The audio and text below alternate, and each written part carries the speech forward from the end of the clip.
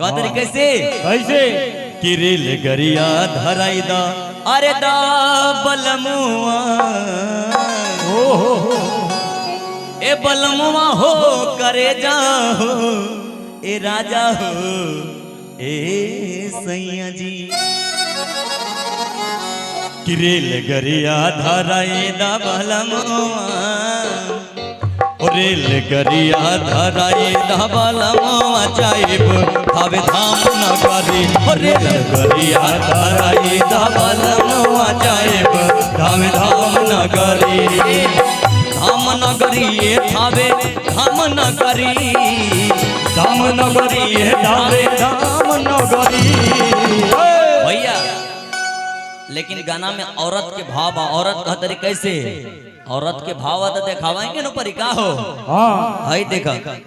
हाँ भाव में आवा भाव में औरत का तरीका कैसे कैसे कि एगो चुनरी ले आए गरिया धराई दा बलमुआ जाइब हवे धाम नगरी। अरे ताली बजाओ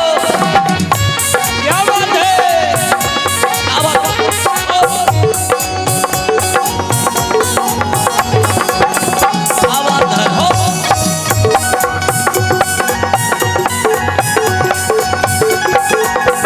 औरतिया कहा तार कैसे कैसे सुन निकला गेला थावे में मेला धावे में मेरा तू नहीं जइबा त जाइब अकेला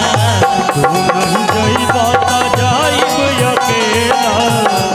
औरतिया कहतरी कि ए जी काजी सुननी हा कि साल भर में माई के मेला लागल बड़े थावे धाम में अच्छा हमरो के लेके चलिएगो हमार आसर लकी माई के संगे दोनों जने जाइब और पूजा अर्चना कई जाओ माई के हाँ बहुत तरीके से कैसे सुनने की लागेला थावे में मेला तू नहीं जइबा त जाइब अकेला। और बहुत तरीके से कैसे अगरबत्ती ले आई दा बलमुआ और बना के अगरबत्ती नु हो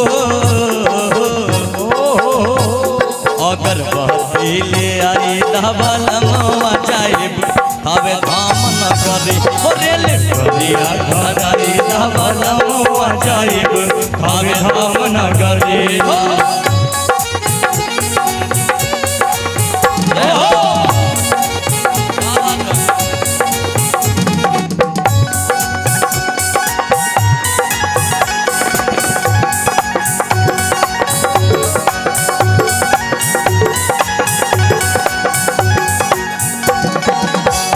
और औरतिया कहतरी भैया कैसे कैसे कि ए जी काजी माई के हम भाड़ा भोखले रहने की ए माई हाँ अगर हमार सैया के नौकरी लाग जाई अच्छा तो दोनों जने आइब और पूजा अर्चना करब। औरतिया कहतरी भैया कैसे कैसे उन्हीं के कृपा से लागल तोहरा नौकरी उन्हीं के कृपा से लागल तोहरा नौकरी नहीं दैबा भैया कहतरी कैसे कैसे कैसे कि ए पियो का कही माई से हम भाड़ा भोगले रहने की ए माई हाँ हमर पति टोकरी उठाओ तरीके के कोनो नौकरी दे दो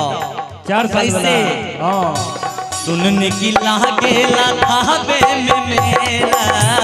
उन्हीं के लागल धावे में मेरा और का तरीका का